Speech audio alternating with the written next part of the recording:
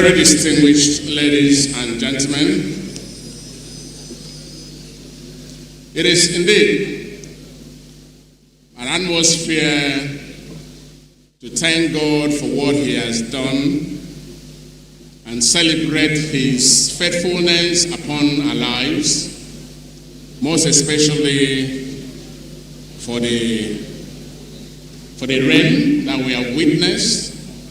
I know some of us may be kind of wonder why, but then that is what God is known for.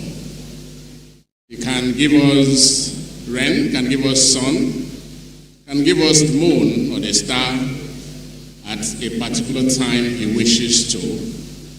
And so that calls for happiness of some sort, because we cannot question Him, but I will be assured that this event has already held already.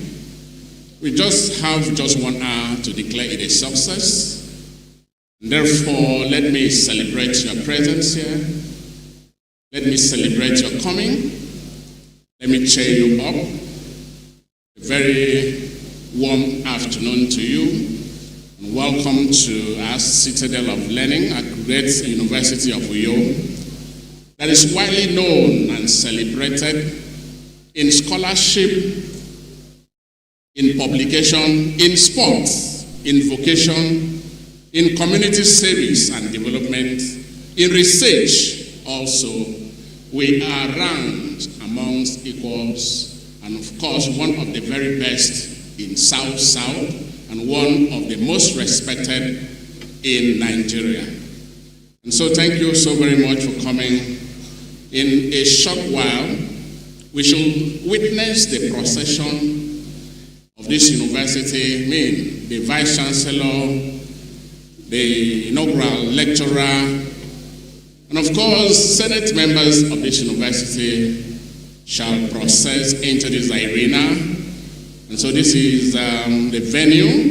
You can put the call across to your friends and relatives that this event has held.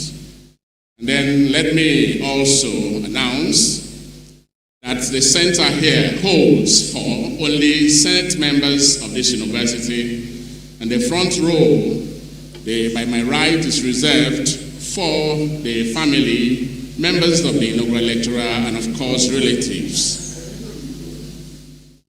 Okay, please may I invite each and every attendee, our dignitaries, to rise as we welcome the procession. Please may we rise as we welcome the procession of this university, the procession of the Senate of this university today. They're not coming from outside, they're coming from inside because of the rain. And so you are going to give us the processional song. And that procession there is led by the head of Senate and Administrative Unit, Mrs. Mando Francis Udo. I have seen the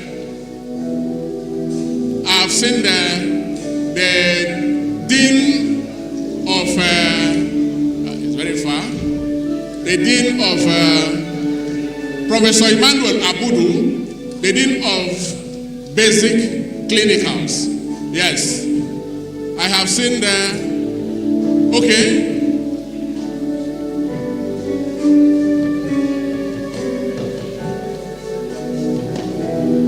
I have seen Professor Antonio Umar. I can feel Professor Nsini Akpan. I can see Professor Antonio Ojene. Yes, I have seen Professor Etum Effiong. That should be Professor Comfort Aloysius Etuk. I have seen Professor Grace Essien. He cited Professor Uyo Main. He cited Professor Nsika Idiom, Professor of Political Communication. He cited. I can see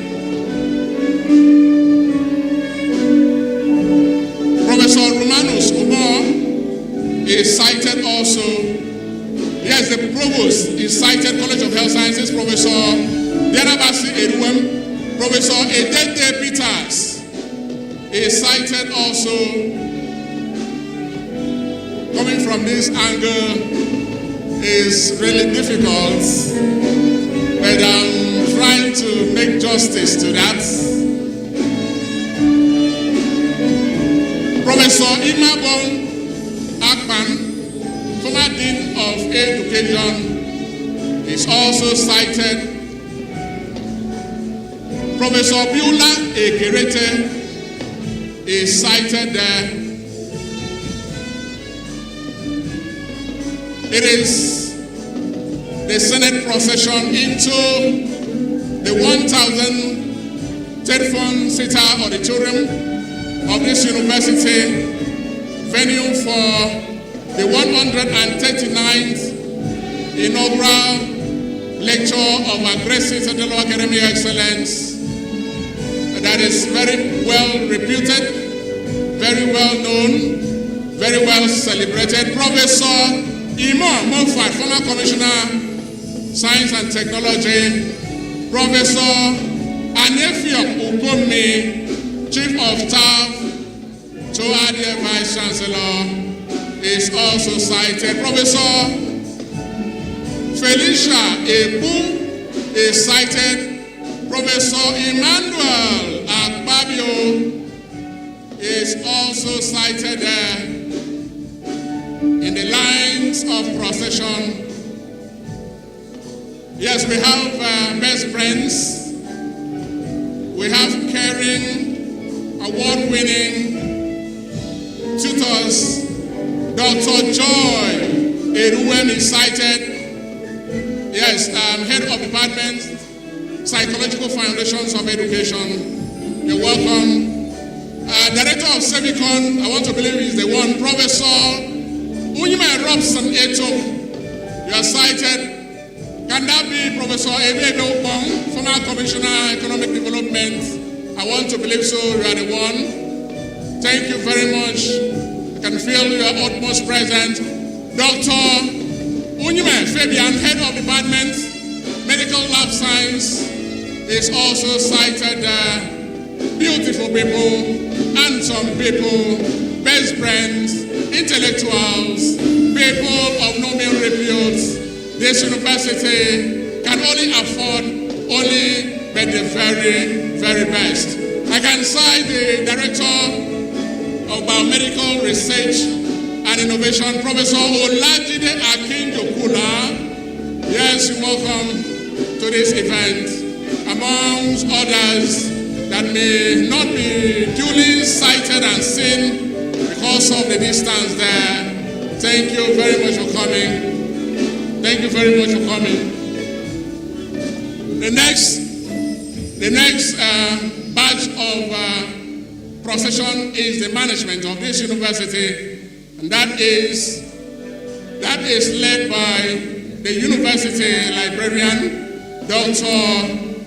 Thomas Adigun, and rightly followed there by the dean, host dean, Professor Nwaniba. I can also say the presenter of the inaugural lecture, Professor Uyo Main, is also here. Then the registrant secretary to council, secretary to Senate is there, Mrs. Blossom Okoria, and then the deputy Vice Chancellor Academic is there, Professor of English, Professor Inyabong Ugo, and here comes the star of the moment, handsome, tall, huge man, a man of noble profession, the 139th Inaugural Lecturer of our university, Professor Emem-Abasi Bassey, and here is the Vice Chancellor, the 9th Vice Chancellor of our Citadel of Academic Excellence, University of Uyo, rightly taking a seat, locating his seat in the processional order to his seat for the commencement of the 139th Inaugural Lecture of our best institution that is well known for research and, of course, for community service.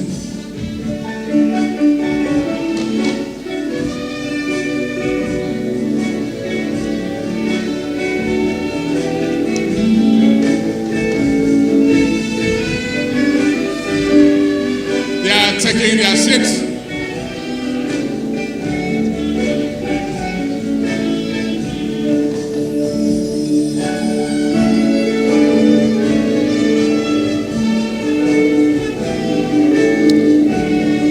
Thank you very much for making ways to locate this venue and, of course, attend this event. The band. Mr. Vice Chancellor, sir, very distinguished members of the service table, our Senate, we are going to take our 2 songs of allegiance. Very first is the national anthem rally, followed by the University of Uyo anthem as we remain standing. The band.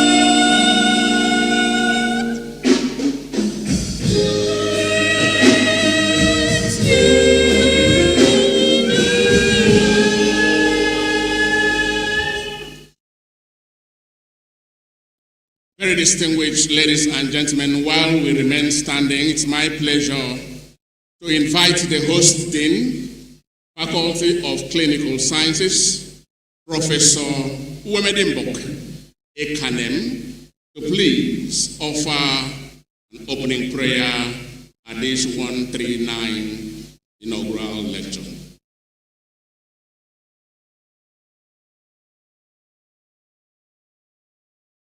Let us pray. Father in heaven, we thank you for this day, one that you have made. We are happy, we rejoice, and we give you thanks in it. We're here to do that which you had ordained us to do, to have this academic activity. We pray that you come, take your place, take preeminence, and superintend over this meeting, over this gathering. Let it go smoothly. And at the end, we promise you, Daddy, that we are going to return all the glory back to you and you alone. Thank you, for we know you always hear and answer us because we prayed with thanksgiving in the matchless name of Jesus Christ our Lord. Please, may we have a seat.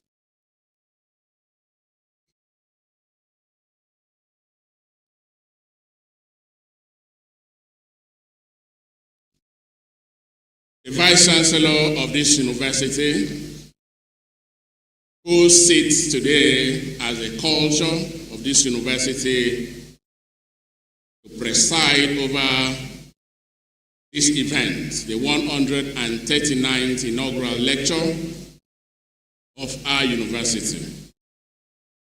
The 139th Inaugural Lecturer here in our midst, handsomely seated. The Deputy Vice Chancellor Administration, the Deputy Vice Chancellor Academic, Registrar and Secretary to Senate and Council, the bursar of our university also here. We also recognize the librarian of this university, the presenter of the inaugural lecturer here, the hosting faculty of the inaugural lecturer, the provost, College of Health Sciences, who also doubles as the chairman committee of deans,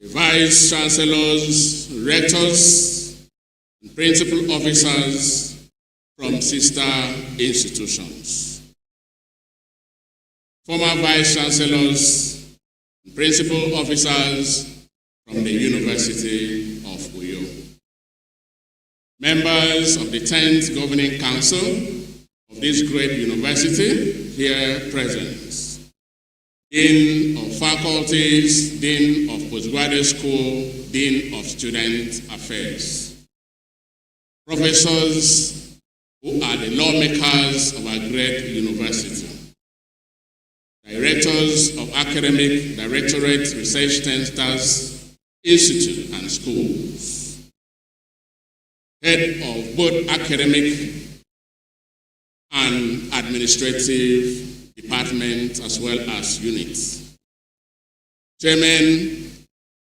president of staff unions, as well as student unions, members of the university, community, and the town, distinguished invitees and members of the host communities, my Lord, spiritual and temporal, recognize students of our great citadel of the University of Uyo, citadel of academic excellence, gentlemen from the fourth estate of the realm, very distinguished ladies and gentlemen, very warm afternoon to you.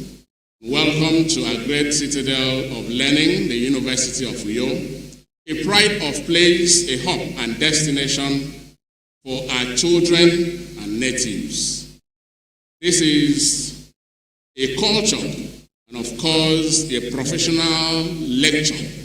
A professional lecture is an inaugural lecture where the university selects one of the professors to deliver inaugural lecture on area of research and interest that affects both the university and, of course, the community. Therefore, today, this university has carefully selected one of their best. It is from the Department of Obstetrics and Gynaecology. He is the Chief Medical Director of the University of Uyo Teaching Hospital and a Chief Gynaecologist for that matter. He is from the Faculty of Clinical Sciences of Adia University. He is a professor of gynecology and obstetrics with major interest in gynecological oncology and reproductive health. Very distinguished ladies and gentlemen, that professor is none other than Professor Emem-Abasi, Bassey. A round of applause.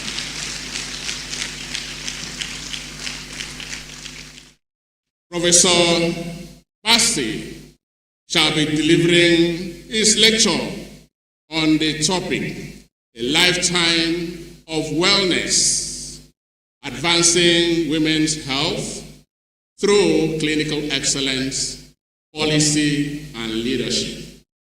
We want to believe that our stay and our coming here will not be in vain, as we are going to learn, relearn, and unlearn.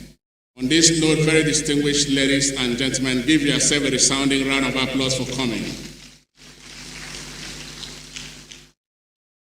For us to start this event, it's my pleasure.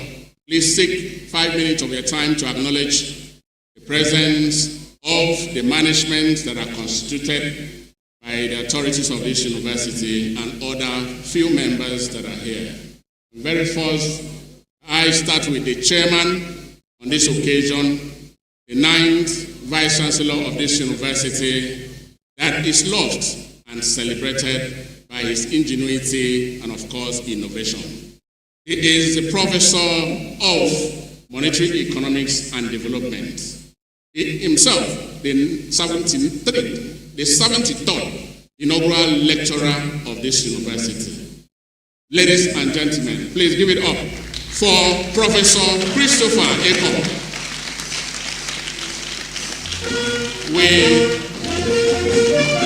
We also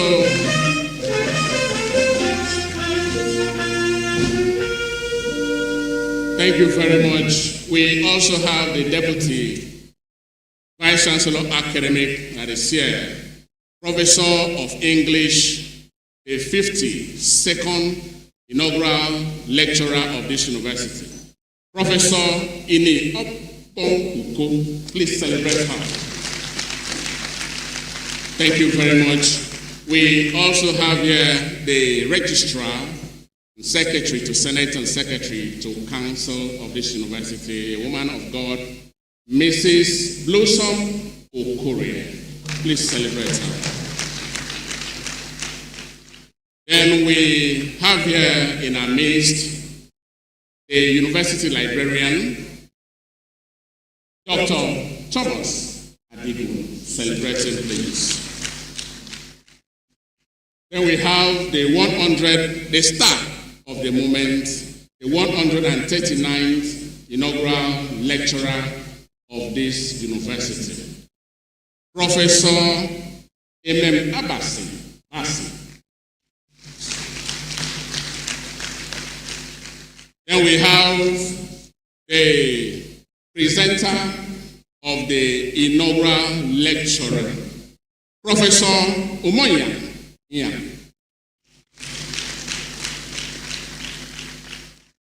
We also have the host dean, Faculty of Clinical Sciences, Professor Uyo Main, Ekanem. Celebrate her, please.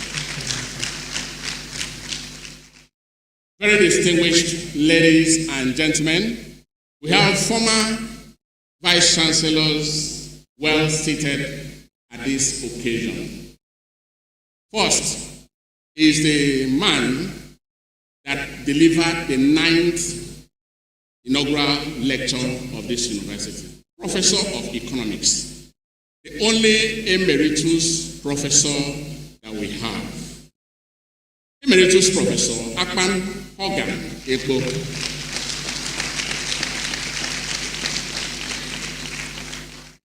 We also have a professor that delivered the 24th inaugural lecture of this university.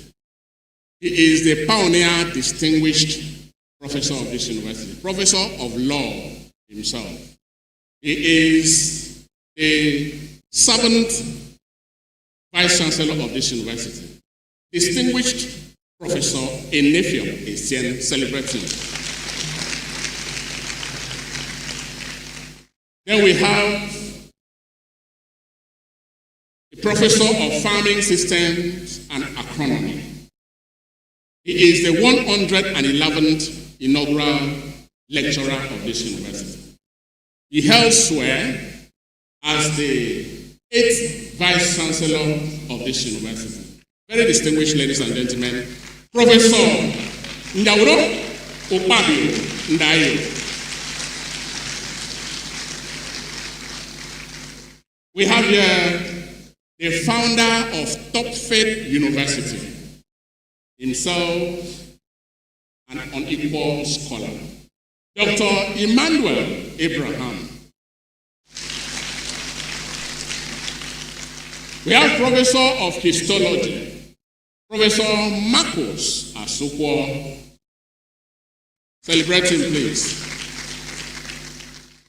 Okay, I can cite the 41st inaugural lecturer of this university, former Deputy Vice Chancellor, Administration, Professor Charles Uko. Celebrate him, please.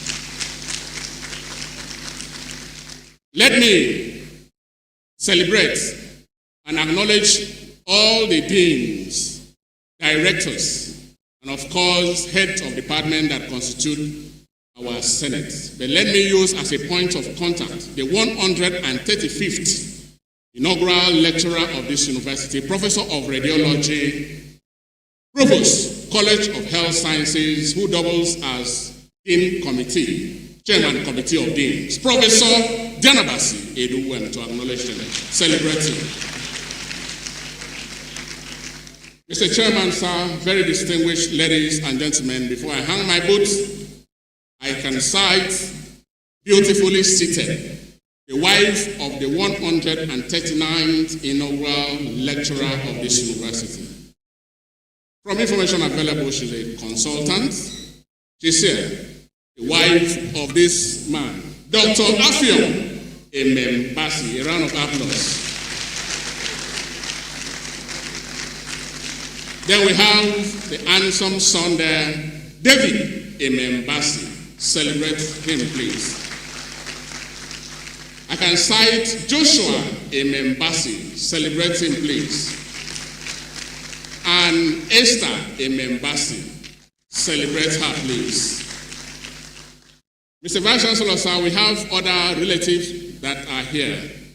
I will not be able to exhaust my list, but it is a disservice not to acknowledge their presence.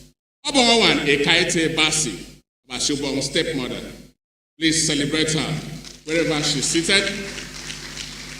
We have Honorable Pastor Ita Omodo. Celebrate him, please. We have Honorable Anyedi Ikoiwak. Please celebrate him, please. Then we have Professor Festus Abasubong. Please celebrate him. We have Mr. Isaiah Tekem, State Auditor General. Welcome wherever you're seated. Colonel Samuel Enes, retired. Okay, is there? Please celebrate them. Thank you. Engineer Thompson Usumwedu. Please celebrate him. We have Dr. Godson Kingsley. You're welcome, sir. We have Ms. Blessing Bassey. You're welcome also. Mr. Sylvester Bassey is also here. You're welcome. Let me acknowledge the village head, Efoyeket, Chief Barrister Victor Abia. You're welcome, Chief. We have a resident pastor, Dominion Mega Parish, Pastor and Mrs. Jeremiah Akpan. Okay, they are here. Celebrate them. Thank you. Apostle Ofonime Anson. We acknowledge Pastor Imo Lawrence. We also acknowledge. Let me acknowledge Provost, College of Nursing, UUTH, Mr. Akanian Abam. You're welcome. I can see you from far. Former Permanent Secretary, Government House, Dr. Nathaniel Adiakban. You're welcome. I can see you. Thank you. Then a statesman, Dr. Nestor Udo. I can see you. You're welcome. Thank you. We have here the Honorable Chief Judge, Akwa Ibom State. She's here. Justice Ekaite Obot, here represented by Chief Magistrate Dr. Glory Udo Na. Please celebrate her. Thank you very much. Thank you very much. We have so many other dignitaries that are here for this event, but for want of time, please permit me to stop at this moment. Very distinguished ladies and gentlemen, it is my pleasure to please invite the Registrar and the Secretary to Senate, Secretary to Council, Secretary to Matriculation, Secretary to Convocation, Secretary to Congregation of this university, Mrs. Blossom Okorie, to direct the proceedings of the 135th Inaugural Lecture. Please celebrate her. Celebrate her.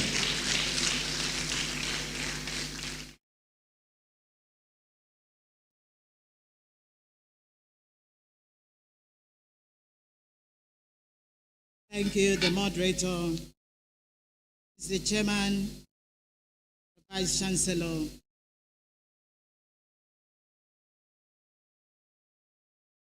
distinguished members of Senate, ladies and gentlemen.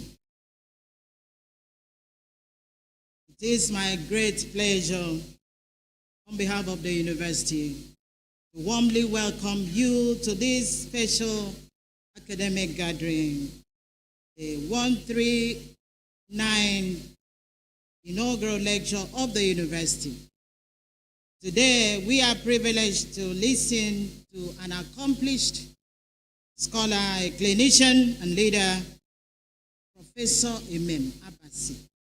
Bassey, Professor, Chief Consultant, Obstetrician, Gynaecologist of the Department of Obstetrics and Gynaecology, Faculty of Clinical Sciences, as he shares his wealth of knowledge and experience on this compelling theme, Lifetime of Wellness, Advancing Women's Health Through Clinical Excellence, Policy and Leadership. We are particularly delighted by your presence. We want to especially welcome members of the university community, the medical practitioners, friends, well-wishers who have come to honor this important academic occasion. At this point, may I respectfully invite the Vice Chancellor and Chairman of this ceremony, Professor Christopher Enekong, Professor of Monetary and Development Economics, to deliver his opening remarks and set the tone 139 Inaugural Lecture. Let's celebrate him.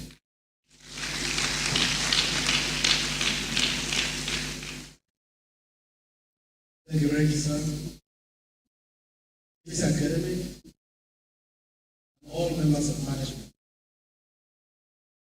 all vice chancellors of a great university who are here, Professor Okankuga, Professor Emem-Abasi, Professor Yalom, the former DTC.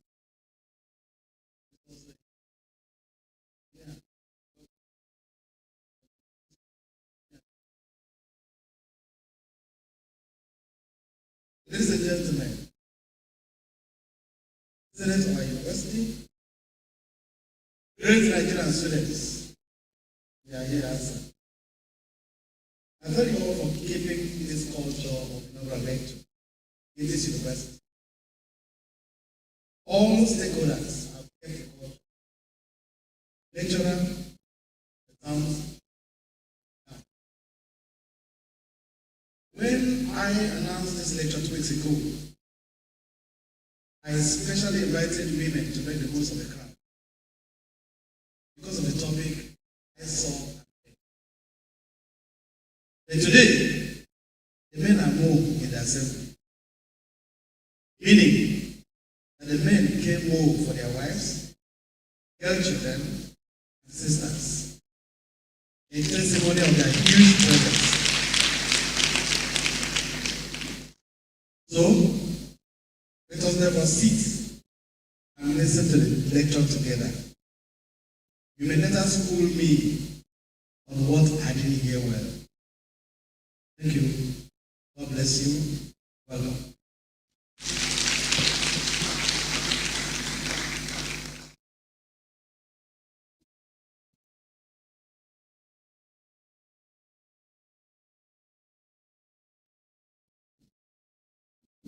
Once again, let's celebrate our Vice Chancellor for that illuminating remarks. Thank you so much, sir.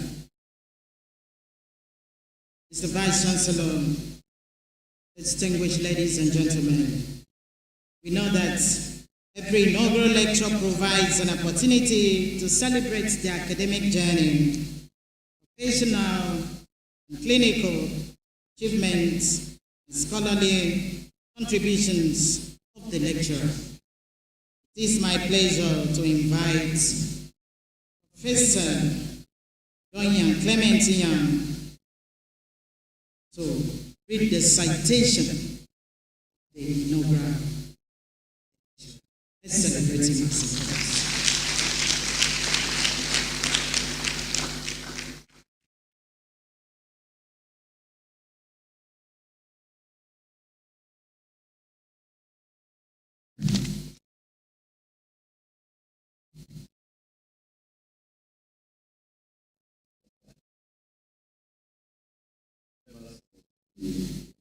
Management, distinguished guests. Let me also specially recognize great Nigerian daughters. Students for you. Great Nigerian daughters. Great Nigerian women. This lecture is entirely for you. Let me also specially recognize great Nigerian students that are here. Great Nigerian students! Thank you very much. Ladies and gentlemen, I am highly honored. I must say that I'm actually excited to read the profile because they said that the golden fish has no hiding place. I just want to encourage you to be patient.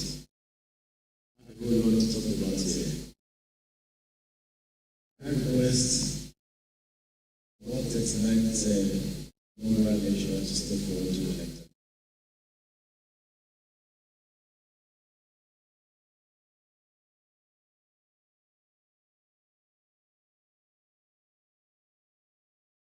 Professor Emem-Abasi was born on March 1, 1970, at the maternity hospital of Calabar, Osun State, to the family of late Chief Engineer Moses Bassey and the Goddess Moses Bassey of Fo, a Kennedy government area of Kwara State.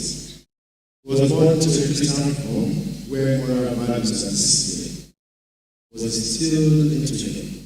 His late father was an engineer, an educationist. His mother was a nurse and anesthetist. That probably influenced his decision to study medicine. Sorry.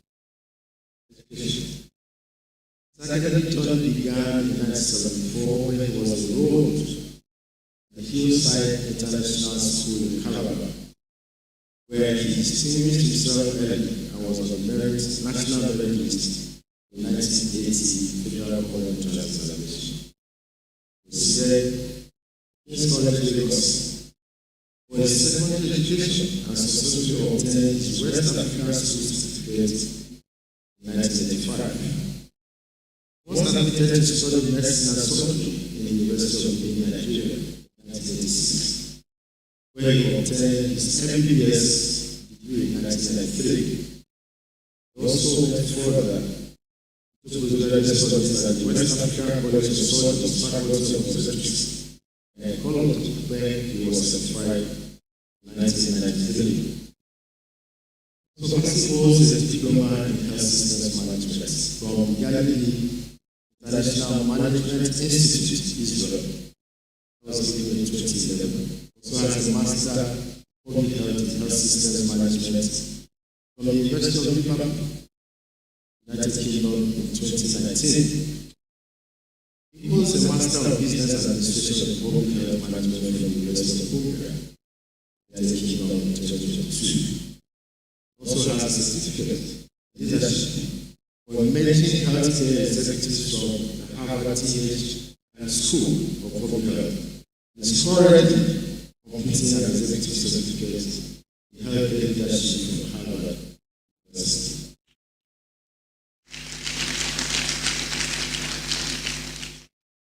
Thank you. He also holds a certificate in corporate governance and board leadership from the Lagos Business School.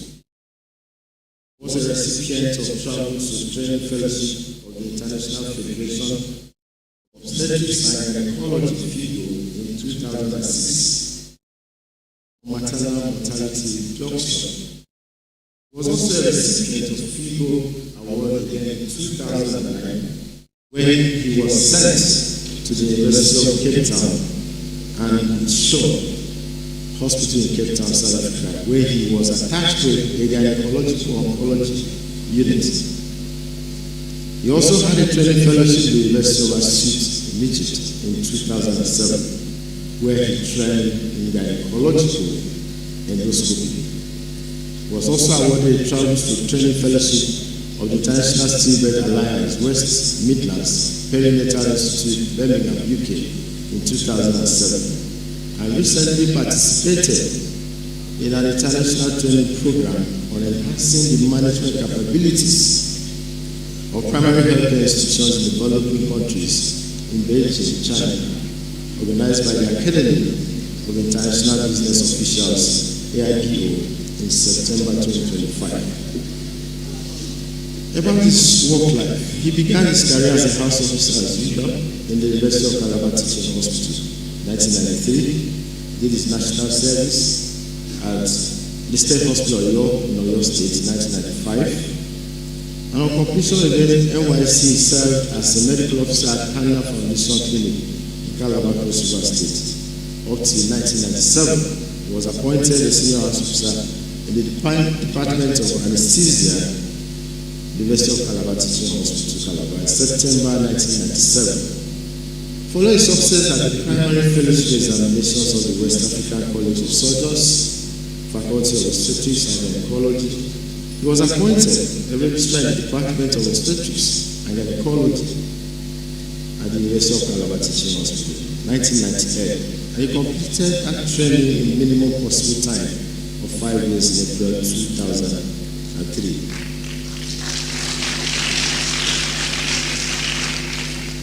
On completion of his residency training, he was appointed Lecturer 1, Department of Obstetrics and Gynaecology in the University of Uyo, January 2004. He was promoted Senior Lecturer, Associate Professor, and a full Professor in the Department of Obstetrics and Gynaecology in October 1, 2018. And let's look at some of the things he's done administratively. He served as Chairman Medical Advisory Committee and Director of Clinical Services, Research and Training, and member of Board of Management of the University of Uyo Teaching Hospital from 2010 to 2013, in which capacity chaired various committees in the hospital, which included the Drug Revolving Fund Committee, Laboratory Revolving Fund Committee, Staff Development Committee, Schools Committee, and Residency Training Committee. He was appointed while still serving as the CMA as the Honorable Commissioner for Health in Akwa Ibom State and member of the State Executive Council from 2013 to 2015. His tenure as Honorable Commissioner for Health, though short, was filled with remarkable achievements, and I won't waste any time to mention some of them because these are quite remarkable. He completed and commissioned 2 abandoned general hospitals in Dakar and East Loboyo local government areas, upgraded and successfully accredited 3 general hospitals, Emmanuel Hospital, General Hospital called the Benin, and General Hospital for training of house officers, and thus upscaling the state-free healthcare program for pregnant women, children under 5, and the elderly from only 60, as it was before he came into office, up to 205 facilities across the state. I'm sure you understand the implications of that to our health systems. He also ensured their full accreditation of professional programs at the School of Nursing and Midwifery in the state, as well as the School of Health Technology, ETINA, and first completion and equipping and commissioning of the Bone Specialist Hospital, ITA. He also facilitated the recruitment of over 1,700 junior and senior health workers of all cadre by the state government in 2014. This is just to mention a few of some of his achievements as commissioner. He assumed the office of the Chief Medical Director. I'm sure you know my voice. Yes. University of the Teaching Hospital from October 8, 2018, and has totally transformed the landscape of the hospital with over 20 projects implemented despite the numerous challenges faced.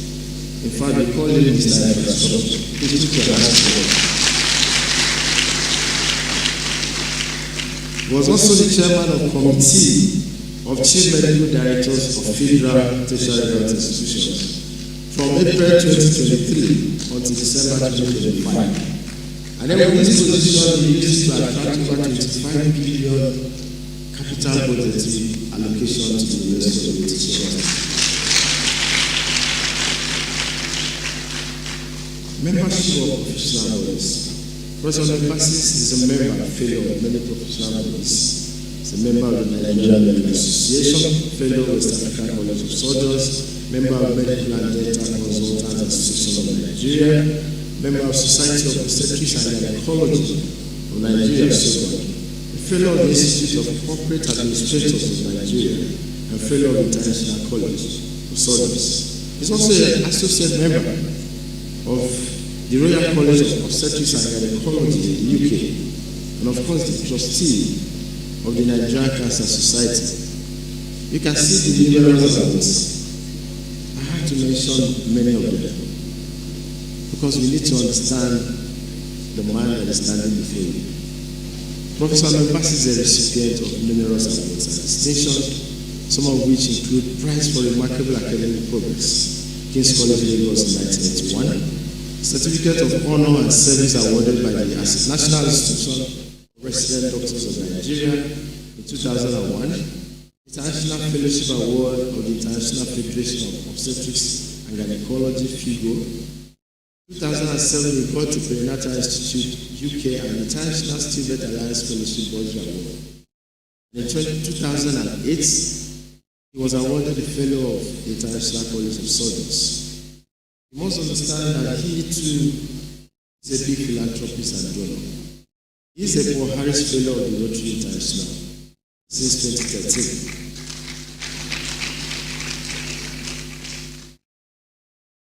Meaning that he's made donations, major donations to the Rotary Club Society. He had an award of excellence by Nigeria Pre-Network, Best Commissioner on Human Services between 2013 and 2014 in Akwa Ibom State.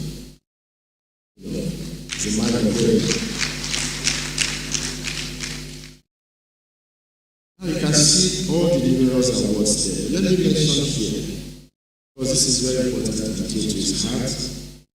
He had the Nigerian Cancer Society's Pillar Award of Excellence in Service Delivery in June 2026.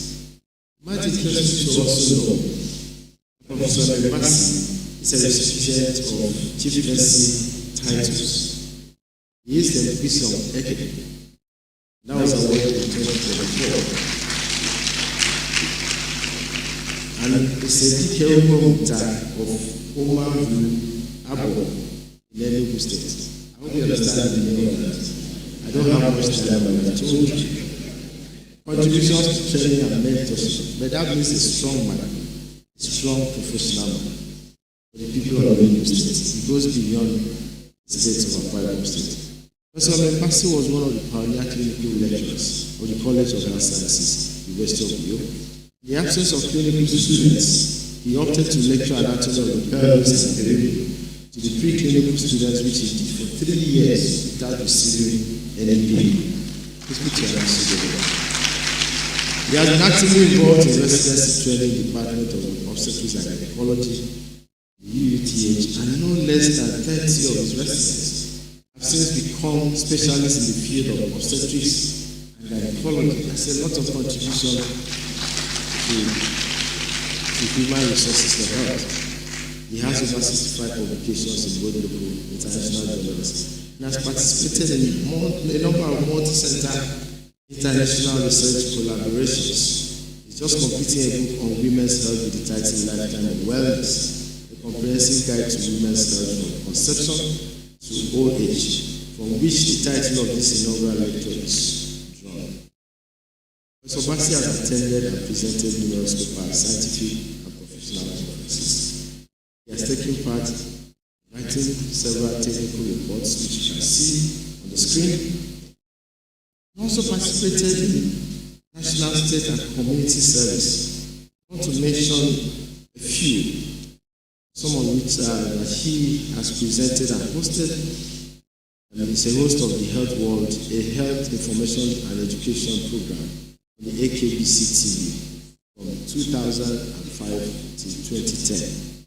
He's a volunteer with Pro Health International, NGO, providing free medical and surgical services since 1998 to date, during which he has led medical missions within and outside Nigeria. He's also a volunteer surgeon with the International College of Surgeons for rural surgical services. He was the chairman of Continuing Medical Education and Research Committee, Nigerian Medical Association, 2008 to 2010, and member of the Primary State Health Monitoring Team, 2009 to 2010.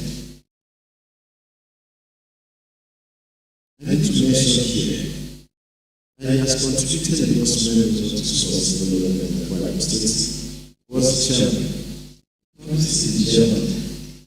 State Cricket Association since 2014. He is a member of the National Emergency Medical Service and Ambulance Systems Implementation Committee of the Federal Ministry of Health from September 2024 to April 2026, and a member of the Comprehensive Emergency Obstetrics and Newborn Care (CIMO) Implementation Committee from 2024 till date.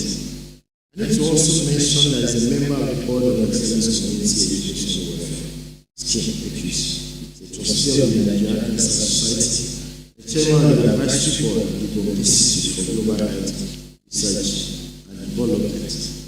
You can see through the profile in terms of consultancies rendered.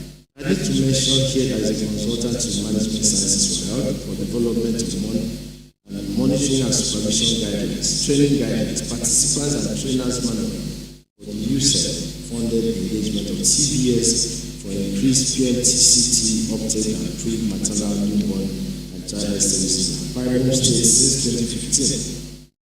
He was a consultant to the House of Representatives ad hoc committee investigating the State House Medical Center in Abuja in 2017. He has also won several research grants and international collaborations. But I must mention that he's a co-investigator. This is an area that is quite interested in assessment of ovarian cancer histotypes across the African diaspora, National Institute of Health, National Cancer Institute. So we will talk about it when he delivers his lecture. Professor Emem-Abasi is a devout Christian of the Redeemed Christian Church, married to a Jerusalem pilgrim, married to Dr. Bassey. That marriage is blessed with 3 children. He's a motivational speaker, loves music, reading, writing, and poetry. He's a fitness and wellness advocate, works out regularly, enjoys hiking. Let's go. Cricket, long tennis. So that I will not become the lecturer today. It seems, ladies and gentlemen, It is my honor and pleasure to present to you Professor Bassey, an erudite scholar, public health and health systems expert, administrator by excellence, a professor of obstetrics and gynecology with interest in reproductive health and oncology, fellow of the West African College of Surgeons, fellow of the International College of Surgeons, the traditional chief, lover of God, passionate vegetarian, and chief medical director of the University of Uyo Teaching Hospital. Ladies and gentlemen, behold the 139th Inaugural Lecture of our great university to deliver his lecture entitled Advancing Women's Health Through Academic Excellence, Policy and Leadership. Thank you very much.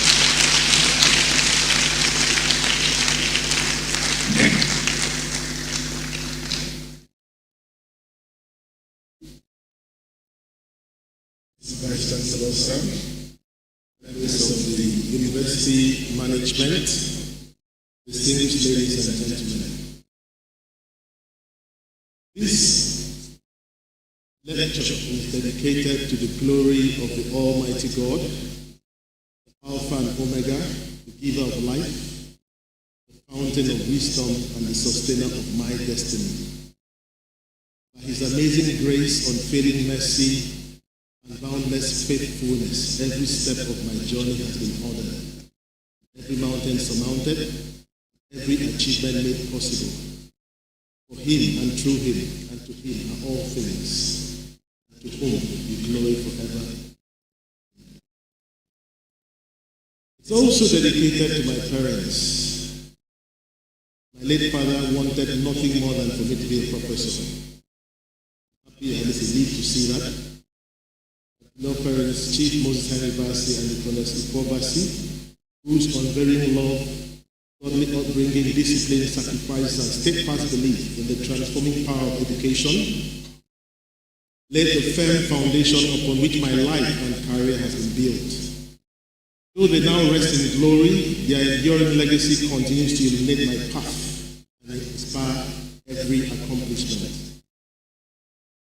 It's also dedicated to the countless men and women whom God has graciously placed along my life's journey. My teachers, my mentors, my colleagues, my friends, benefactors, family members, patients, and well-wishers, whose encouragement, counsel, generosity, prayers, and acts of kindness have shaped my character and enriched my life story. Though too numerous to mention individually, I remain profoundly grateful for your invaluable contributions to my journey. Finally, to my beloved children, David, Emem-Abasi, Joshua, and Esther, who have been my greatest earthly blessing. Your life, your love, understanding, unwavering support, and quiet sacrifices have brought immeasurable joy and purpose to my life. May this milestone inspire you, my children, to pursue excellence with courage, humility, integrity, and an abiding faith in God, knowing that those who trust in Him and labor diligently can accomplish extraordinary things. This inaugural lecture is dedicated with profound gratitude, abiding love, and enduring remembrance. And I would acknowledge, I have to rush through this because I know my time is fast spent. As I reflect on my journey from a young medical student to a consultant, lecturer, honorable commissioner of health, professor of obstetrics and gynecology, chief medical director, research teacher, and public servant, I am deeply conscious that my accomplishments are not solely the product of hard work or ability. As the Holy Book reminds us, the race is not to the swift, nor the battle to the strong, but time and chance happening to them all. Above all, I acknowledge Almighty God, whose grace, mercy, favor, and unfailing guidance have brought me thus far. To Him alone be the glory. I express my profound gratitude to my parents, both of blessed memory, my brothers, they're listed.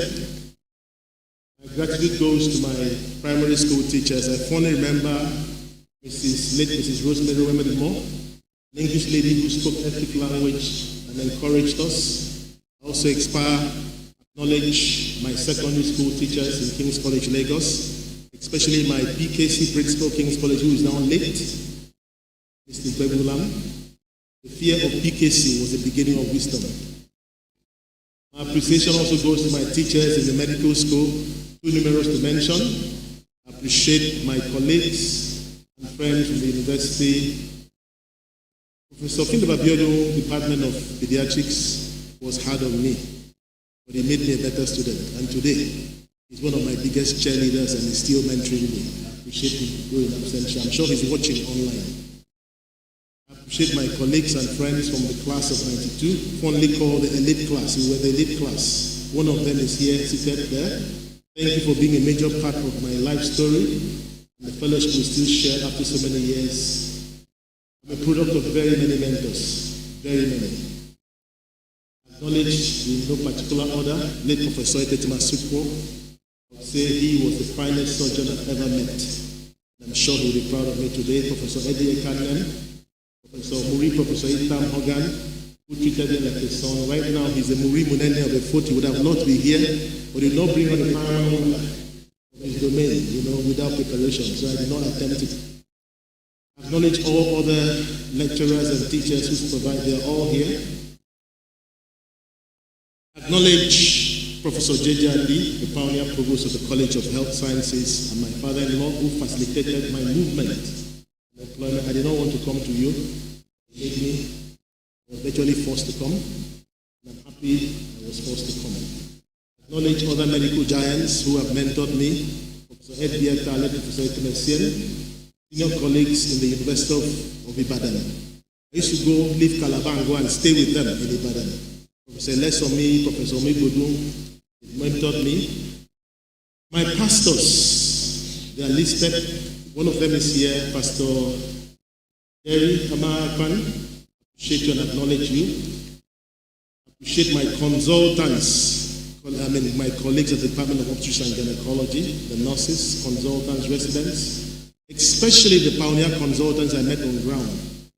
One of them is late, Dr. Otwesian is late. Thank God the others are still alive, Professor Nephew Kumoyo, Professor Gosulumo. I'm extremely grateful to my dear brother, Professor Emem-Abasi, and my big brother, Professor Festus Abasudo. These gentlemen were my research collaborators and have encouraged and assisted me in no small measure. Also, other colleagues who have collaborated with, their names are listed. Please, I'm trying to rush. Acknowledge my office staff, my principal assistant, Gwen Sondom, other staff here listed. Appreciate the members of the UUTH management. Please stand up for acknowledgement. All members of the UUTH management, please. My CMAC, thank you for being a very able assistant. My Director of Administration, Dr. J.J. Akpan. My DC Max, Professor Eyo Ekwe, Dr. Christian Powell. My DFA, Mrs. Antonia Bassey. The Director of Nursing Services, Dr. Jenny Church, Head of Internal Audit from Akaya, Head of Pharmacy, Dr. Emem-Abasi, and Head of Works. Head of Works, Dr. Otewe. Please, you can be seated. Acknowledge the consultants in the University of Uyo Teaching Hospital, led by Dr. Mfon Ino, the MD-CAN chairman. Please, all consultants, stand up for acknowledgement. I appreciate my paramount rulers, my chiefs, my clan head. Me and my chiefs have to acknowledge the traditional institution before they take it away from me. Very especially, let me acknowledge the stakeholders, my big brother, Honorable Pastor Itaudo, former commissioner, is here, and other stakeholders from EFOI. I acknowledge you, and other stakeholders from ECET, I acknowledge you. I'm grateful to my boss, Professor Tete Peters, former CMD UTH. He's my boss for life. I was a CMAC. And perhaps that started the trajectory of what I am today. I'm deeply grateful, sir. I am grateful to His Excellency, Senator Godfrey Akpabio, who appointed me Commissioner for Health and even still supports me today. Acknowledge my current boss, who sent his apologies. Professor Ali Pate sent his, I think he's in Geneva currently. Also, the Minister of State, he also sent his apologies that would happen here. Similarly, the Minister of Education sent his apologies. Acknowledge the Governor of Kwara State, who is also unavoidably absent after the country, sent his apologies. Acknowledge the Chairman, House Committee on Health Institutions. I think he should have been here. Is he here? Acknowledge Dr. Patrick Umar, the Kwabum State Commissioner for Health, Dr. Emem-Abasi, who told me he will be here, my brother, younger brother, and mentee. I acknowledge all the commissioners here. Please acknowledge you, sirs. Thank you for coming. I appreciate the past vice chancellors of this great university. I cannot fail. Professor Nephew of SAN, who promoted me to the rank of associate professor, and Professor Yaudon Dai, who announced my professional promotion. My sincere gratitude goes to the current vice chancellor. Please bow again to you, Professor Saka, Udwa Akai, and my final appreciation goes to my wife, my dear wife, and excelling in your academics. Thank you, ladies and gentlemen. I acknowledge all of you for coming out in the rain. And I give glory to God. It appeared that everything was going to go wrong today, but we give God the glory. Mr. Vice Chancellor, sir,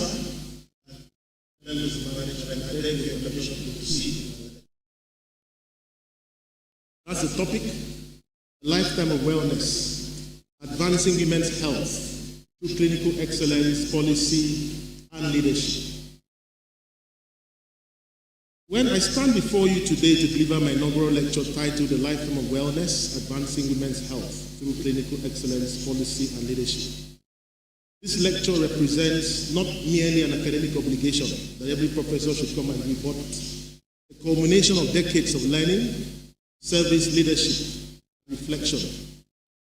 It is a story of a journey that began in the consulting room and the clinics and the wards and expanded into the corridor of government and continues today within the complex ecosystem of tertiary healthcare administration. At the center of this journey has always been one enduring commitment: the health and well-being of women. As you heard, I actually started my residency in anesthesia, but unfortunately, I had registered for my primaries in obstetrics and gynaecology, and in my first month in anesthesia, I passed the primary. So it was just a matter of time. Professor Atmeshek here, a doyen of anesthesia, is here present. They did not want to let me go, but they had to, because I became a very dangerous anesthetist. I was more interested in the surgery than the patient. And why this topic? Like I've told you about my career, this topic basically represents my trajectory. But it also reflects one enduring commitment which I've always believed, that we need to be focused on the health of women, and it should not be episodic, but it should be a continuous, it should be continuous protection of women's health and health promotion. Only then can we reduce a lot of disease burdens. A woman's health is a lifelong journey. It begins even before the mother is pregnant. In advanced countries, women have what is called preconception care. Women who also pregnant goes to the clinic and is taken care of. It continues through infancy, adolescence, the reproductive years, menopause, and healthy aging. And I ask a question: why have we abandoned our elderly mothers? Why don't we have special clinics that cater to elderly women? They have a lot of problems. All we concentrate on is the reproductive life, pregnancy, childbirth, this and that. We need to move from the episodic treatment of disease to prevention, early diagnosis, continuity, and equitable care.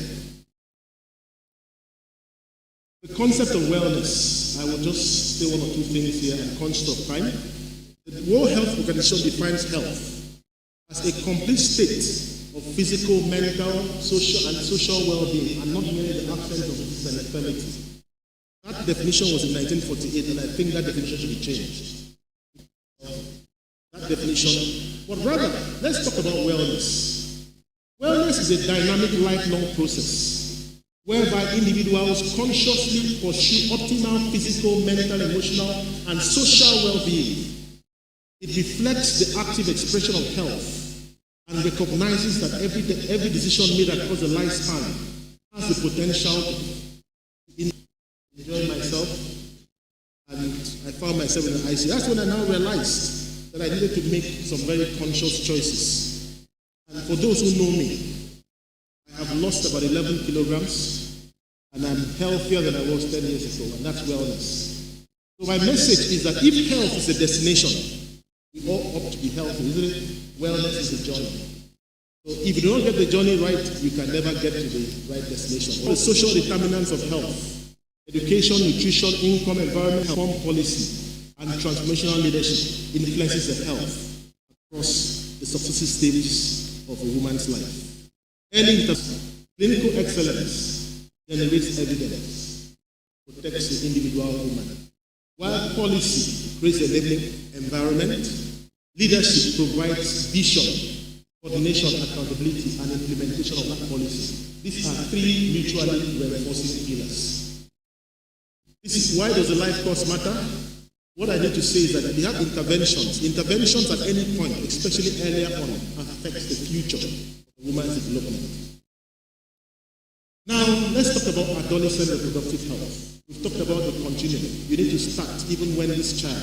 Adolescence is that pivotal stage in human development, during which lifelong behaviors are established. If you do not get it at that level, it's not easy. The National Demographic Health Survey said that about 15% of Nigerian girls have begun childbearing. That's 2023. 15% of Nigerian girls aged, even though it is more in the north. But a research we did here in Uyo showed that about 9.8% of the mothers who delivered between 2001 and 2003 were teenage mothers. And we know what teenage pregnancy does. It's a high-risk pregnancy with a lot of morbidity. And this shows some of the contributions I have made to adolescent reproductive health research. In a study in 2004, Uyo Main et al., about 70% of secondary school girls had reported previous sexual intercourse. This was before internet. You can imagine the video now. And more than 60% reported being sexually active. In a study I did in Calabar shortly before I came, 70% of respondents admitted that they would consider an abortion if they became pregnant. These were schoolgirls. And the findings for this study supports the need to have a comprehensive sexuality education in our schools. Because research has shown that when that happens, it delays sexual behavior, and girls will have responsible sexual behavior. Skip this. Maternal mortality. We'll talk about maternal mortality. Most of my colleagues gynaecologists will have their talk about maternal mortality. It's just one of the things, but what no woman should die while giving birth. That's the tragedy of our time. In that in 2023, about the WHO reported that about 260,000 women died, equivalent to about 700 female deaths every day and one death every 2 minutes. One woman died. And what happens is that 70%, 92% of this is sub-Saharan Africa, in the lower and middle income countries, and about 70% in sub-Saharan Africa. And if you look at Nigeria, Nigeria continues to carry the world's greatest burden of maternal mortality. We have only about 2.6% of the world's population, but yet we are carrying 30% of the maternal mortality. In 2025 or 2023, 75,000 Nigerian women died in childbirth, which is equivalent to about 204 deaths every day, or 8 and 9 women dying every hour. Now, we know what the causes of maternal mortality are. We all know. There's so much published. So if we know what the causes are, why do our women continue to die? The leading causes still remain hemorrhage, hypertensive disease, sepsis, obstructed labor, and complications of unsafe abortion.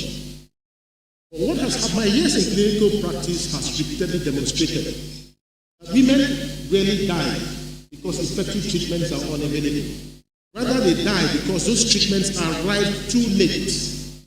This reality is well explained in the 3 delays model, which we soon show, which was proposed by Thaddeus and Main. More recently, a 4th delay has been added, and that highlights the failure of responsibility. Governments need to take responsibility for the lives of our women. They have no right to that. So that shows the 3 delay model. The first delay is delayed to seek care. Either the woman does not recognize the danger signs of pregnancy, or even when she's in problem, she goes to church, or she decides to go to a traditional birth attendant. Or, in most cases, if they are found, they cannot afford to go to hospital. The second delay in reaching an appropriate health facility. Either there's no transportation, no ambulance to take them there, or in that community, there's no hospital that even has a doctor who is competent enough to carry out the cesarean section. The third delay is they arrive in the hospital, but there's no light, no blood, no mask, delay in receiving appropriate treatment. And the fourth delay, which I've mentioned, which is the leadership and governance and system, lack of leadership, governance and system responsiveness. A woman can only benefit from effective medicine if the health system gets it to her and delivers it. Now, this is my contribution, my early research to maternal mortality. This research, actually, there was a competition in 2005, worldwide competition among young gynecologists under 40 years of age. This was one of the leading researches that was picked. That's why I was awarded that figure fellowship then. And that was in Calabar. And I would express my gratitude to late Professor Asupo, who was actually the lead. I was actually a house officer when this research was done. But for whatever reasons, he kept the results. It was not until I returned as a resident, as a very senior resident, he actually handed over everything and asked me to write it up. And I wrote it up and asked me to publish it. So we submitted it for that competition and we won. That's how I got my first figure fellowship. So that research showed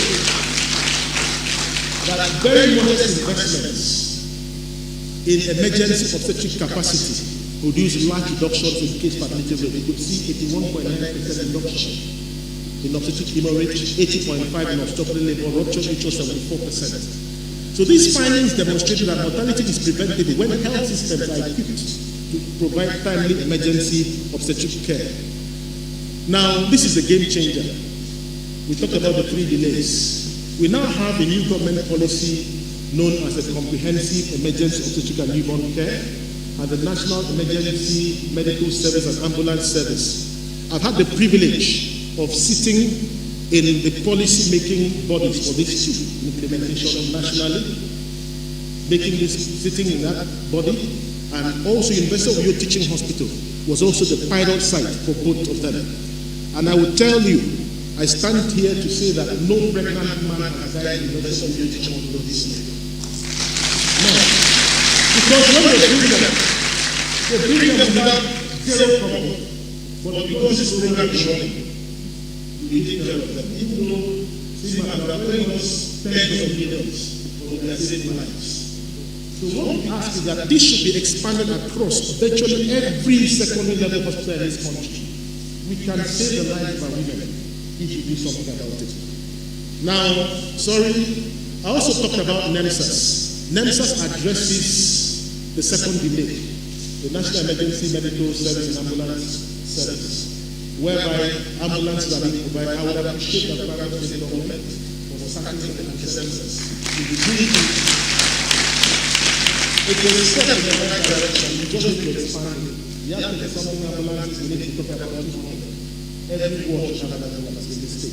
Take a woman who is in labor to the nearest facility where she can receive emergency obstetric care. Please say, give my thanks to the government. Now, the maternal mortality lesson here is that no woman should die from a cause that modern medicine knows how to prevent. Every maternal death is a reminder that clinical excellence alone is not sufficient without sound policy and effective leadership.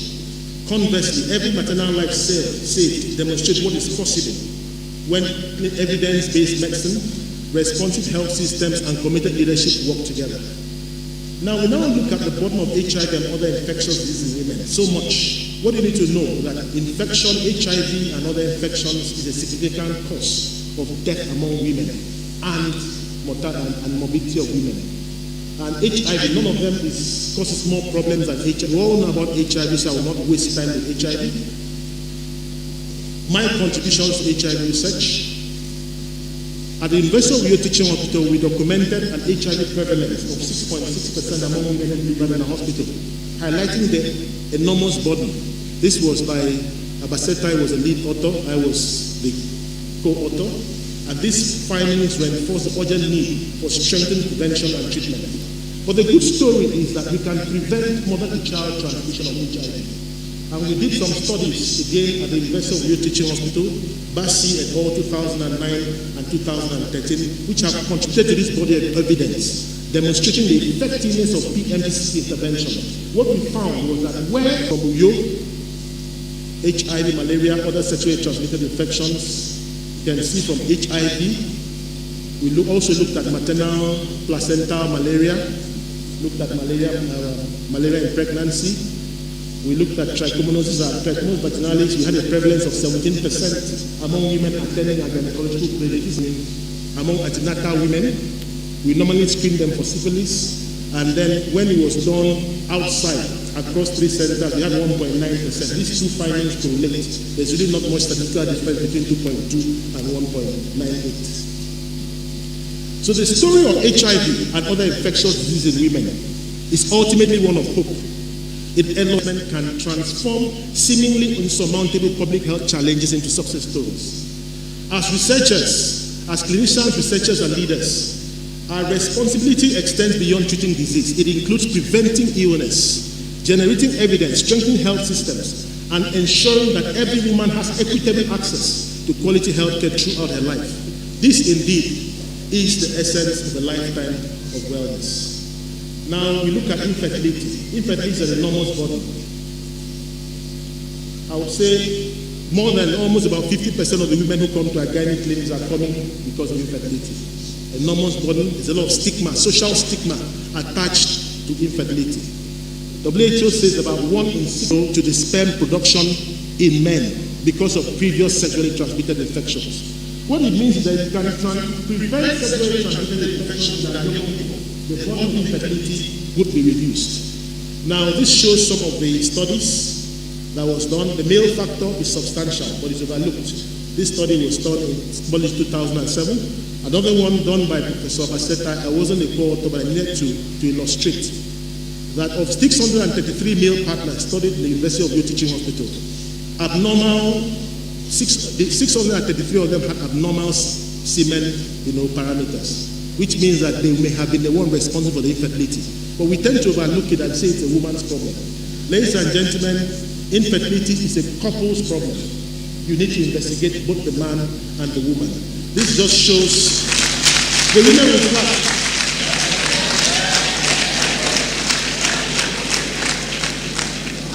So this just shows some of my landmark research contributions to infertility care. And then what we need to know is that modern medicine has a solution to infertility. This has transformed infertility through what we call assisted reproductive technology. But it is very expensive. The average woman that comes to our clinic cannot afford about 5 to 8 or 10 million to do IVF. So what we are advocating is that policy should integrate infertility prevention and selected treatments into universal health coverage. It should be part of health insurance. So our women and our couples can benefit from it. We now briefly look at cancer. There's so much I'm watching, so I'll show you, I promise. Cancer may threaten life, but delayed diagnosis, inequitable access to care, and missed opportunities for prevention often determines outcome. There's a very high burden of cancer in this environment. Unfortunately, in this state of plenty, we still do not have a cancer treatment center. And unfortunately, our women present too late in many cases for us to do anything, and very few of them can survive. So this shows some of the tumors affecting women. We have the malignant. The malignant tumors are the cancer, while the benign tumors are like the fibroids. Are not cancerous, but they can still cause significant morbidity. And this can cause mortality, death, infertility, chronic pelvic pain, abnormal uterine bleeding, and pregnancy complications, and also lead to reduced quality of life. Now, this was a study which did at the University of Uyo Teaching Hospital. We found out that cervical cancer accounted for about 49.2% of cancers cited in the followed by ovarian cancer and endometrial cancer. Now, the sad thing is that cervical cancer is almost entirely preventable. As you will see in the next slide, cervical cancer is, in most cases, is caused by a virus that is sexually transmitted, called the human papilloma virus. It's sexually transmitted. And it takes about 15 to 20 years for a person infected with high-risk cervical and human papilloma to develop cervical cancer. So if, first and foremost, we can prevent our young girls from having human papilloma virus, and that is being done today. We have a national HPV vaccination program where school girls aged between 13 and 15 are being vaccinated. If you can scale that up and ensure that every school girl, before she's sexually active, is vaccinated. And then also, if you can ensure regular screening of our women and pick up the precancerous lesions and treat it, what is possible for us to have a generation free from cervical cancer. Other cancers also cause morbidity. It's so sad that we still have a very high breast cancer. When, if women could screen, examine themselves and screen regularly by doing mammograms, the burden of breast cancer will be reduced. The problem of endometrial and ovarian cancer is that we tend to pick them late because you don't have appropriate screening. And when they come very late, there's almost nothing you can do for them. Now, this was a multi-center study across the African diaspora. We had research teams in Nigeria, the United States, and the Caribbean, which I participated. The University of Uyo teaching hall was a site. And we found, very disturbingly, that in Nigerian women, the Nigerian women are diagnosed of ovarian cancer at a much younger age than American blacks and Caribbean blacks. And we have a poorer prognosis because of the type of, the subtype of ovarian cancer. While white women have a much better prognosis. Another study which has just been completed, also University of Uyo was a site, teaching hospital. I think Professor Obudu was also a co-author. We have just been completed, it's about to be presented in Philadelphia in October. And this was a genomic study that showed that the black women across the African diaspora had distinct genomic immune characteristics compared to white women. It identified this mutation, so it's very technical. But what it means is that some of the treatments, we need to ensure there's more representation of African women in some of these studies. Because some of the findings done abroad, the treatment may not necessarily be effective in our women. That's the message, that's the key message. We need to increase representation of African women in genomic and translational studies. And beyond all, we need to ensure that we have cancer treatment centers that can actually treat these late cases when they come. Now, this just shows a picture. That's bleeding surgery, uterine fibroids, the bottom of uterine fibroids. It's still one of the commonest reasons why women come for surgery, fibroids. And what I want to say is that management should be visualized. That picture you're seeing was a hysterectomy. That's the whole womb taken out, removed there. But in many cases, we do not have this luxury because you have a young woman who still wants to bear children. Sometime, I think Dr. Kone is here. Me and Dr. Kone spent almost 5 hours in theater trying to reconstruct the womb of a young woman and another 45 of his child. We could not take out that womb. It makes a case for early childbearing. And now I'm rounding up gradually. We look at the psychological burden. As obstetricians and gynecologists, we are trained to diagnose disease, perform surgery, and save lives. But yet, some of the deepest wounds we encounter are invisible. Healing women requires more than treating the body. It requires understanding the mind, restoring hope, and preserving the dignity. The psychological burden in obstetrics and gynecology is very, very high. If you look at this, in UUTH, this was studied with Dr. Bassey, of which I also was a co-author. We looked at 321 women attending our gynecological clinics, and they were assessed using the hospital anxiety and depression scale. What we saw was alarming. that 30.2% of them had clinical symptoms of anxiety, while 17.1% had depressive symptoms. And the message here is that mental health assessment should be integrated into routine gynecological care. This is just showing the results of that study. And in another study, postpartum depression, it is normal. A woman gives birth to a child, you expect her to be happy. But we have seen that there's an alarming high rate of postpartum depression in women. After delivering, they go into depression. Among 335 women who were screened, who delivered at the University of Uyo between January and March 2007, were screened for postpartum depression using the Edinburgh postnatal depression scale at 6 weeks postnatal. About 25% of them were found to suffer from depression. And the implication of this is that it will affect bonding, breastfeeding, and in extreme cases, they can even be infanticide. They recommend this to the mother to heal the child. She heals because she is depressed. So this burden is enormous. So what are we saying? We must incorporate routine mental health screening into antenatal, postnatal, and gynecological services. Survival alone is not enough anymore. We talk about the quality of life. You survive, but what quality of life?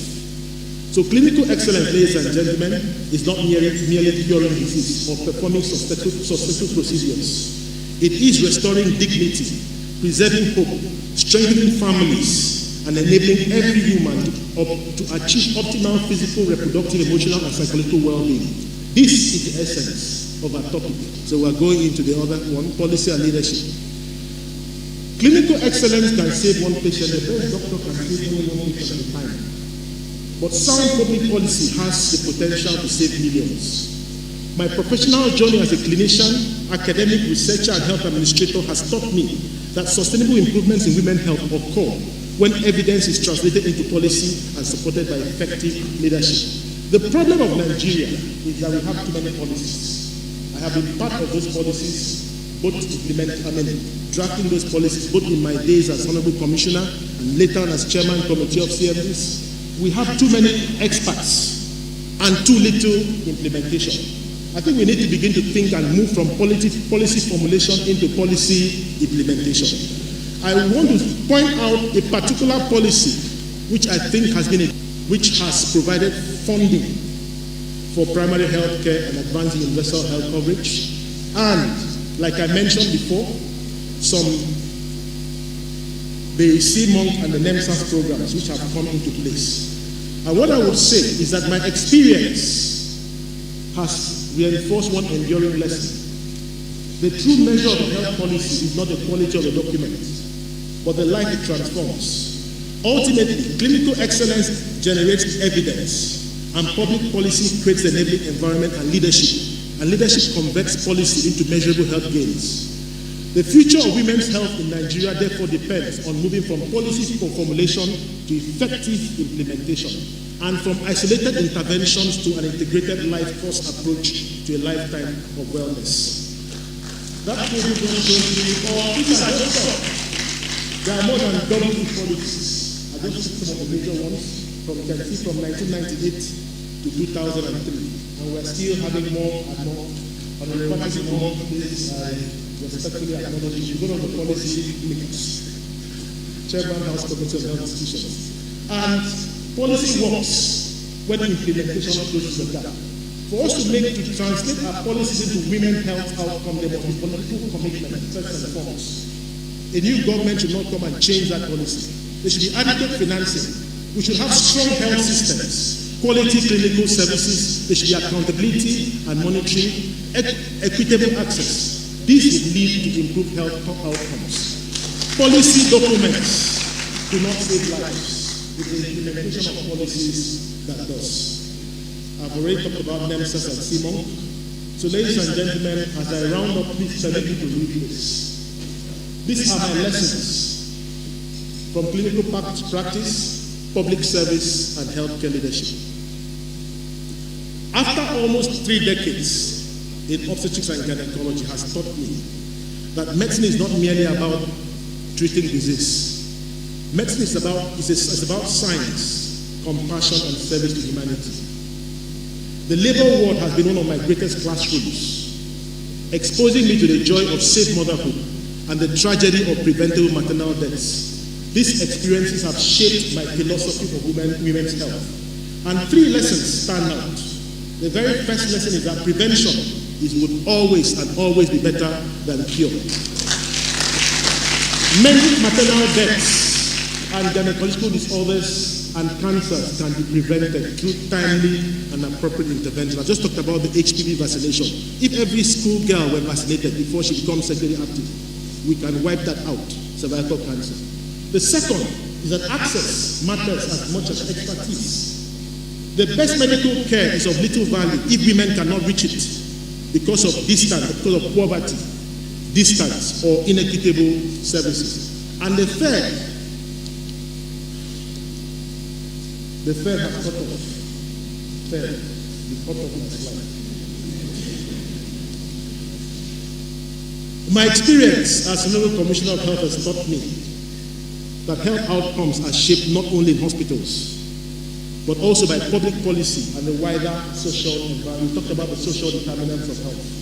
If a woman is hungry, no amount of drug can make her well. You have to give her food. As Chief Medical Director, I have learned that effective leadership is essential for transforming resources and expertise into institutional excellence. Hospitals do not succeed through buildings and equipment alone. They succeed when people are inspired, supported, and empowered to pursue excellence. And leadership requires vision, integrity, courage, empathy, and accountability. These experiences have convinced me that sustainable improvements in women's health require the convergence, again, I've gone back to that first slide, of clinical excellence, evidence-informed policy, and transformational leadership. This ultimately is a message of a lifetime of wellness, that every Nigerian woman deserves not merely treatment when illness occurs, but the opportunity to remain healthy throughout her life through prevention, equitable access, strong health systems, enlightened policy, and compassionate leadership. Now, these are recommendations. I'm just going to mention that I'm not going to run through. The very first recommendation I'll make is the Vice Chancellor following this lecture is that we need to embrace a life-first approach to mental health. That's the first recommendation. The second one is that we should invest in prevention. Most of these women's problems can be prevented, and some of them need very simple interventions. The third one, we should try to eliminate maternal deaths as much as possible, and that is by being responsible and accountable at every level. We need to strengthen comprehensive reproductive health services. I've just talked about the burden of infertility. We need to include infertility into universal health coverage. We need to prioritize early detection of women's cancers, because when they come too late, you cannot do, even in the best centers in the world, if you see stage 3B or stage 4, the best center in the world, Mayo Clinic, is a death sentence. We need to integrate mental health into women's health care. We talked about the burden of mental health. We need to build resilient health systems. We need to invest in human capital, research, and innovation. We need to do that. Nigeria's future depends on a competent, motivated, and innovative healthcare workforce. We also need to fund research, and we need to strengthen leadership, partnerships, and policy implementation. Like I said before, Nigeria has no such shortage of well-conceived policies. The greater challenge is effective implementation, and this can be done by sustained political commitment, adequate domestic. Let us stop depending on donor funds. We have enough money as a country. Adequate, when Trump says he's no longer giving money, we all shake. Adequate domestic financing, accountability, and strong partnerships. Equally important, I know that is your passion, the Vice Chancellor, is the promotion of women into leadership positions. I know you're passionate about that, where they can influence policy, mentor future generations, and drive lasting institutional change. At the University of Uyo Teaching Hospital, I'm sure we have more men in our management team than men. The men are under threat. Mr. Vice Chancellor, sir, my final reflections and conclusion. As I bring this inaugural lecture to a close, I am reminded that the true measure of a system is not the sophistication of its hospitals, the number of specialists, or the technologies it possesses, but the difference it makes in the lives of ordinary people. More than 2 decades as a clinician, teacher, researcher, public health advocate, and institutional leader has taught me that advancing women's health requires more than treating disease. It requires prevention, health promotion, empowerment, equitable access, scientific innovation, and compassionate care throughout the life course. The Nigerian woman deserves more than survival through pregnancy or recovery from illness. She deserves the opportunity to live a life of health, dignity, productivity, and fulfillment from adolescence through the reproductive years, menopause, and healthy aging. They acquire. But the number of women who survive childbirth, girls protected from preventable disease, women who receive timely quality care, and older women who age with dignity and good health. A lifetime of wellness, ladies and gentlemen, therefore, is more than the title of this lecture. It is a vision, a commitment, and a shared responsibility. It calls upon healthcare professionals, academics, researchers, policymakers, and communities to move beyond fragmented approaches to build a woman-centered health system that promotes wellness, prevents disease, and provides quality life at every stage. If we remain steadfast to our commitment to excellence, prevention, equity, evidence, and compassionate leadership, I am confident that the future of women's health in Nigeria can be brighter than its past.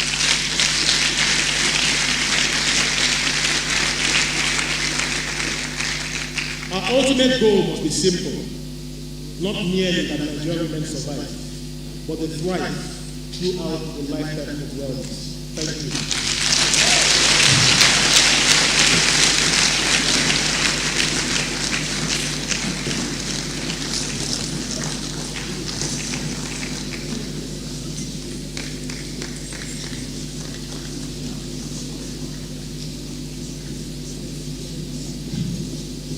Ladies and gentlemen, let's celebrate our 139th Inaugural Lecturer for well-articulated, intellectually stimulating, thought-provoking lecture. Let's celebrate him. Thank you so much and congratulations. In line with our academic heritage here, you're going to present a copy of this lecture to the Vice Chancellor. Mr. Vice Chancellor, sir, once again, thank you for this privilege. It is my honor and privilege to present to you a copy of my inaugural lecture titled The Lifetime of Wellness, Advancing Women's Health through Clinical Excellence, Policy and Leadership.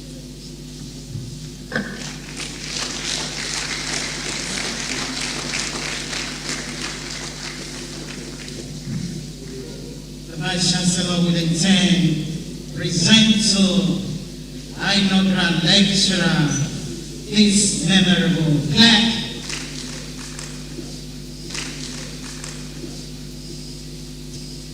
Thank you so much.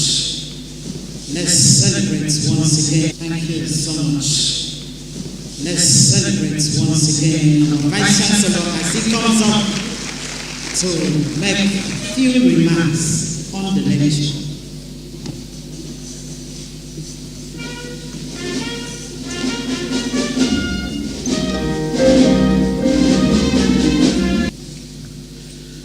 Ladies and gentlemen, women in my cabinet.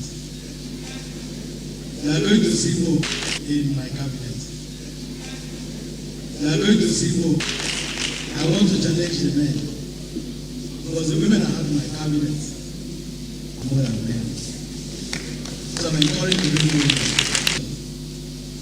And very timely, because he just finished right on time. And quite too professional.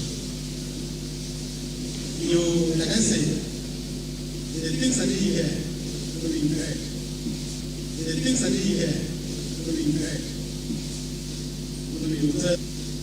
Will tell me when we leave here.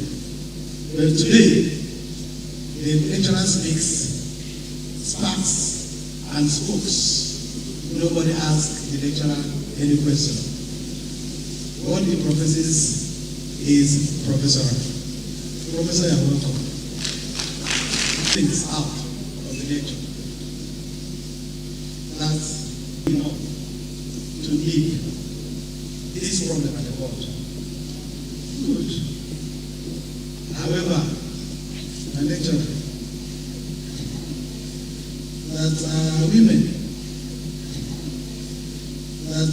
women, you see, is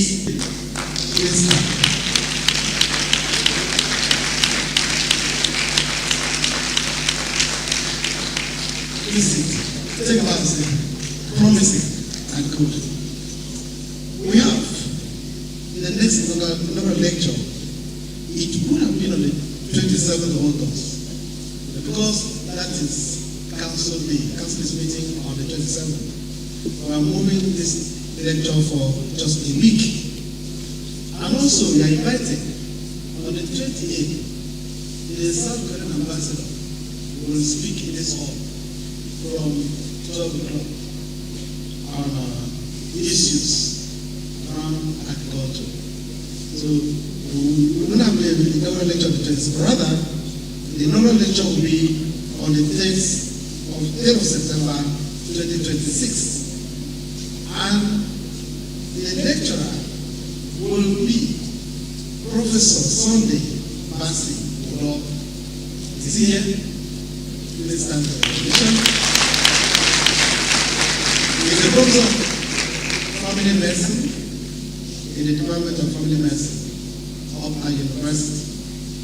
And the topic will be or is adolescent crisis and the family.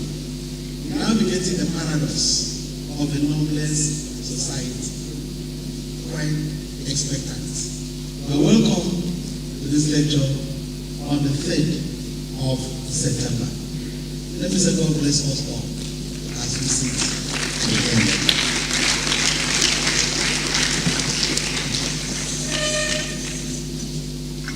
Let's celebrate our Vice Chancellor once again for that inspiring remarks. Mr. Vice Chancellor, ladies and gentlemen, as we draw the curtain for today's academic ceremony, may I respectfully invite the Deputy Vice Chancellor Academic, Professor Uyo Main, for the votes of thanks. Let's celebrate her.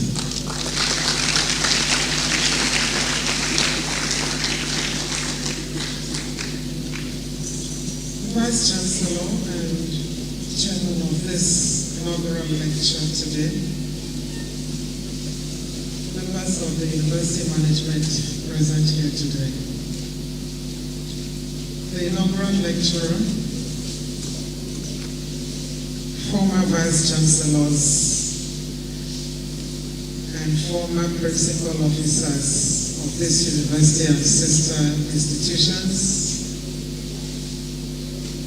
proprietor of sister institution here, fellow professors, members of Senate, scholars, the family members of the inaugural lecturer, friends of this university. First of all, I have the mandate of the Vice Chancellor to recognize the Honorable Commissioner for Agriculture, Akwa Ibom State, Dr. Ofiom Ofo, who is our guest here today. Honorable Commissioner for Sports, Akwa Ibom State, Elder Bassey. Honorable Commissioner for Education, Professor Uyo Main. Delivery Advisor to the Governor of Akwa Ibom State, Professor Augustine Omo.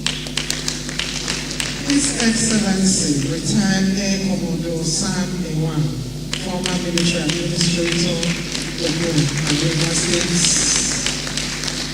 Federal House member representing Igboregwene and Ogorokara Federal Constituency, Dr. Patrick Omo. member representing Nwaniba State Constituency, Akwa Ibom State House of Assembly, Honorable Moses Bassey.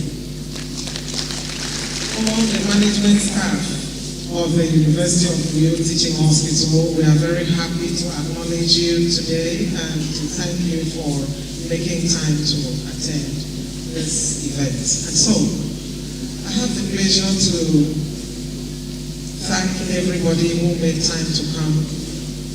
We thank God for the resilience and the stamina that He has endowed the lecturer with for that resounding presentation today.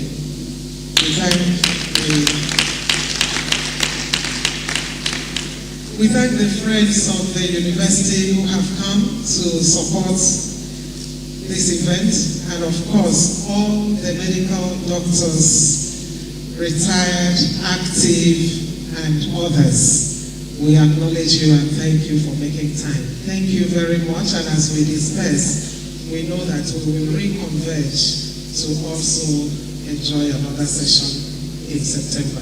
Thank you very much for coming.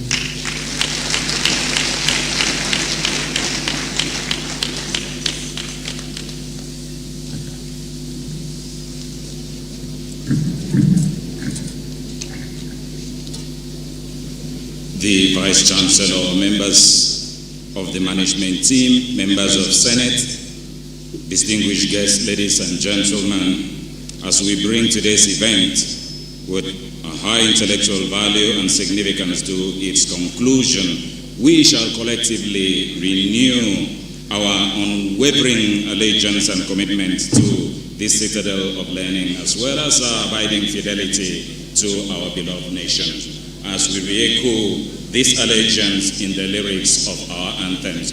First will be the university's anthem, and will be closely followed in quick succession by a rendition of the national anthem. The band is on standby to guide in this segment. The band, please.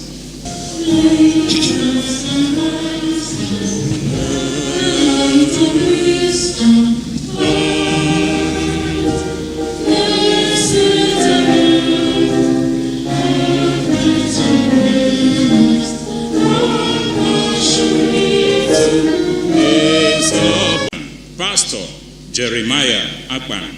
Pastor Jeremiah Akpan is the resident.